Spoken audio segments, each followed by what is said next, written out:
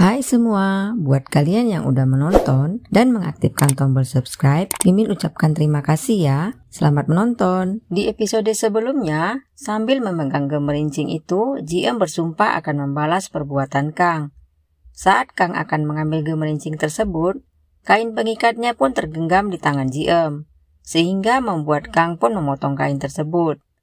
Kang bahkan meninggalkan Soha yang terluka.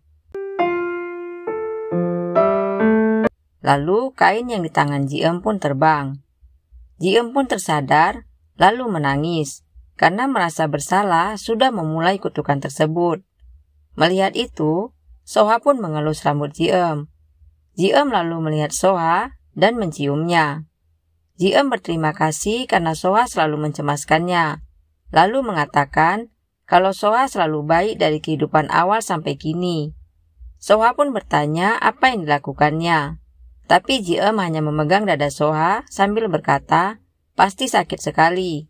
Soha pun bertanya, apa yang tertancap, pisau atau panah? Dan bercanda dengan berkata, kalau di sisi JM dia harus pandai berimajinasi. 반쯤 옆에 있으려면 이 정도 상상. Saat Soha akan pergi untuk masak mie, JM pun bertanya, apa kau tidak penasaran siapa pelakunya dan kenapa? Soha pun menjawab tidak. Sehingga JM pun mengejar Soha dan memeluknya dari belakang. Lalu berkata, ada yang harus kutemui. Doyon kembali teringat pada Chowon dan kepolosannya. Lalu mengingat perkataan JM. Dan saat dia meminta agar Chowon menjauhinya. Sementara itu, Chowon ingin mengirim pesan pada Doyon yang berisi, mari berhenti.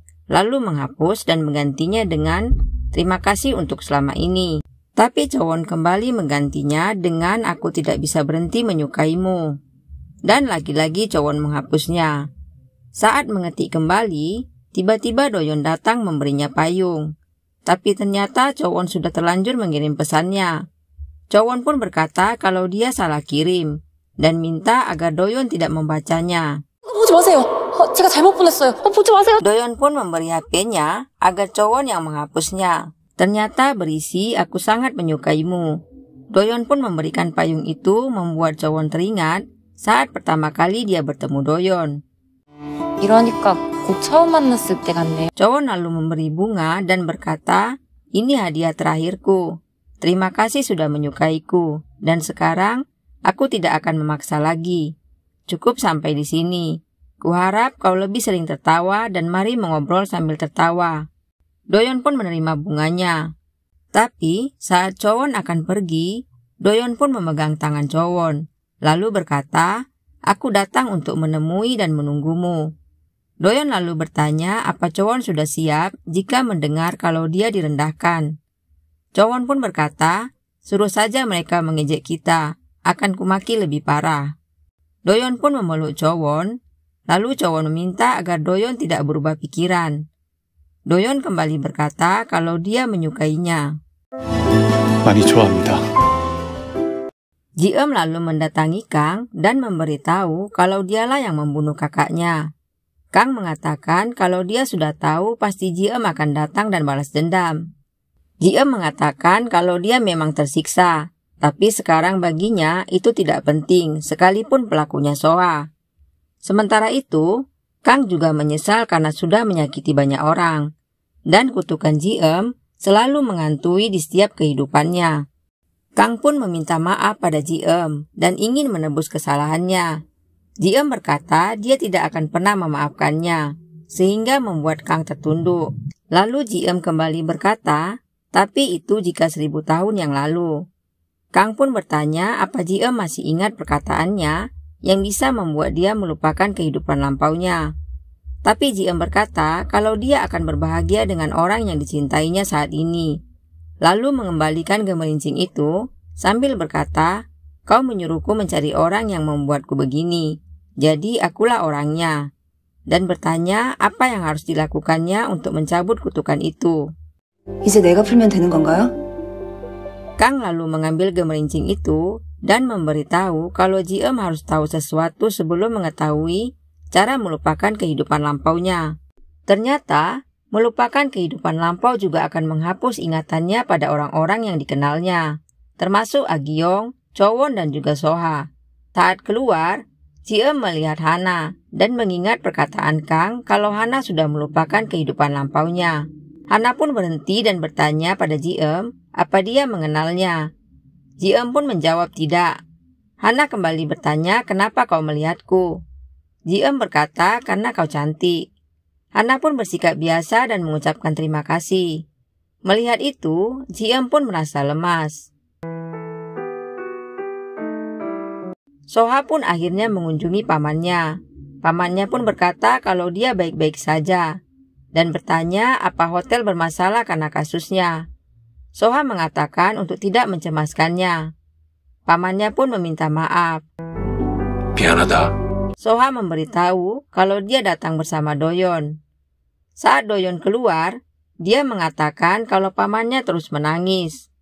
Soha pun meminta agar saat merayakan hari kematian ayahnya, agar bersamanya. 운전 한번 해볼까? 말도 안 되는 소리야. Ji-eum kembali mengingat perkataan Kang tadi. Di satu sisi Ji-eum ingin bisa menyembuhkan Agyeong, tapi itu harus membuatnya melupakan mereka. Ji-eum pun kembali teringat saat dia akan kehilangan suaminya. Suaminya meminta Ji-eum menari untuk terakhir kalinya. Ji-eum pun merasa sedih. Pagi hari, Soha dan Ji-eum mendatangi Agyeong. Agyeong berterima kasih karena Soha memindahkannya ke ruangan yang lebih bagus. Tidak berapa lama, Chowon dan Doyon pun datang. Saat Soha akan bertanya kenapa Doyon juga datang, Chowon pun langsung memegang Doyon. Perawat pun memanggil Ji-eum. Saat akan keluar, Ji-eum berbalik dan melihat mereka. 회식을 애경 식당에서 하자. Saat akan masuk ke ruang operasi, Ji-eum pun meminta Agyeong untuk tidak cemas. Agyeong berkata, aku tidak tahu masalah paman, tapi buatlah keputusan demi dirimu sendiri, bukan demi orang lain. Lakukanlah yang paman mau. Ji-eum pun meminta agar Agyeong tidak perlu mencemaskannya. Soha lalu mendatangi Kang dan bertanya apa yang membuat Ji-eum terlihat ketakutan. Kang pun berkata kalau sifat Soha tidak pernah berubah dari 1000 tahun lalu, tetap mengkhawatirkan orang lain. Sementara itu, Ji-eum tetap menunggu Agyeong yang dioperasi. Ji-eum pun teringat saat dia bersama Chowon, lalu berkata dalam hati, kalau aku kehilangan ingatan, siapa yang akan kutemui saat sedih? Lalu teringat pada Agyeong. Ji-eum kembali berkata, bisakah aku hidup tanpa bertemu denganmu? Lalu kenangannya pada Soha, dan kembali berkata, andai ku tahu akan sesingkat ini, pasti aku akan sering berterima kasih dan mengungkapkan cintaku. Untuk melupakan segalanya, dibutuhkan hati yang ikhlas dan 4 kata. Ji-eum pun kembali teringat kenangannya saat bersama Agyeong, Chowon, dan juga saat bersama Soha. Ji-eum pun tertunduk karena tidak ingin melupakan mereka. Tiba-tiba tangannya ditarik Soha dan mengajaknya berlari seperti yang Ji-eum lakukan dulu padanya. Soha mengajak Ji-eum bermain basket sambil mengingat-ingat kembali kenangan mereka berdua dari pertama bertemu sampai Soha mulai menyukainya. Soha pun memberitahu Ji-eum kalau dia sudah tahu dari Kang dan berkata, kau pikir aku akan melupakanmu hanya karena kau lupa segalanya. Kali ini aku yang akan menemuimu. Lalu mengajak Chowon dan bibi Agyeong.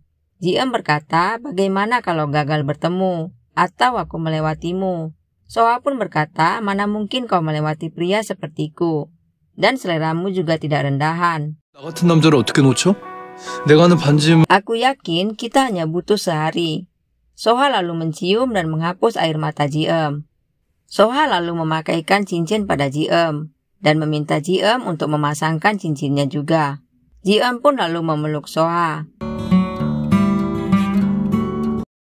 Chowon juga meminta Ji-eum datang, lalu memberikan anting dan kalung yang sama seperti miliknya. Lalu mereka pun memakainya bersama. 어때? 이쁘다. 완전 Chowon pun mengajak Ji-eum makan di rumahnya dan bertemu ibunya. Ji-eum lalu melihat foto-foto kecilnya saat menjadi Ju-won. Lalu ibu Cho-won pun datang dan memberitahu kalau itu kamar putrinya Ju-won. Ji-eum pun bertanya kenapa kamarnya dibiarkan. Ibunya berkata, karena dia berjanji akan kembali, dan aku percaya dia punya kekuatan itu. Ji-eum pun meminta izin untuk memeluknya. Akhirnya, Ji-eum pun kembali ke jembatan itu, lalu memegang gemerincingnya. Ji-eum pun berada di suatu tempat dan mendengar suara yang bertanya bagaimana perasaannya sekarang. Ternyata itu adalah Ji-eum di kehidupan pertamanya. Lalu berkata, sekarang semua sudah berakhir. Lalu semua kenangannya pun muncul satu persatu. Ji-eum pun mengucapkan selamat tinggal pada Agyeong, pada Cho-won, pada ibunya, dan juga pada Soha. Ji-eum pun kembali pada kerjaannya yang dulu. Soha pun menelepon Do-yeon untuk mengatur agar Ji-eum kembali ke hotel. Do-yeon lalu menjemput Cho-won. Saat Do-yeon mendekat, Cho-won langsung memejamkan matanya, sehingga Do-yeon pun menciumnya. Suatu hari, Ji-eum pun mendapat kupon belanja. Saat akan memilih, Cho-won menawarkan sebuah tas. 네, 이렇게 매는 것도 좋을 것 같아요. Ji-eum pun tertawa karena merasa lucu. Mereka baru bertemu tapi seperti seorang sahabat. Mereka pun bertukar kartu nama. Cho-won lalu menyarankan kalau mau makan agar ke kedai depan. Sebelum pergi, Cho-won berkata kita harus bertemu kembali. Ternyata yang diberitahu Cho-won adalah kedai Agyeong. Saat Ji-eum meminta tisu, Soha pun menawarkannya dari belakang. Melihat Soha ramah padanya, Ji-eum pun merasa bingung. Agyeong lalu membawa pesanannya dan meminta Ji-eum agar sering-sering datang ke kedainya. Saat Ji-eum melihat kolam renang, Soha datang sambil bertanya seperti yang dulu Ji-eum tanyakan padanya. Ji-eum pun terkejut karena kembali bertemu Soha. Soha pun memperkenalkan dirinya dan dialah yang minta agar Ji-eum dipindahkan ke hotelnya. Merasa ada yang aneh, Ji-eum pun bingung dan bertanya apakah mereka pernah bertemu sebelumnya. Ji-eum bahkan menolak untuk menjadi penanggung jawab hotel tersebut. Sehingga Soha berkata bagaimana kalau jadi pacarku. 판단하기 어려우시면 저랑 한번 사귀어. Sehingga Ji-eum pun berkata bagaimana mungkin kau mengajak orang pacaran padahal baru bertemu. Soha lalu menunjuk cincin yang dipakai Ji-eum dan berkata, apa kau sudah punya pacar? Ji-eum pun berkata tidak. Dan balik bertanya apa Soha sudah punya pacar. Soha pun menjawab, sudah mulai sekarang. Dan berkata, mulai hari ini aku akan mengatakan cintaku 3 kali. Jika kau menolak, aku akan menyerah. Soha pun bertanya, maukah kau menjadi pacarku? Sambil berkata, ini adalah pernyataan cintaku yang pertama.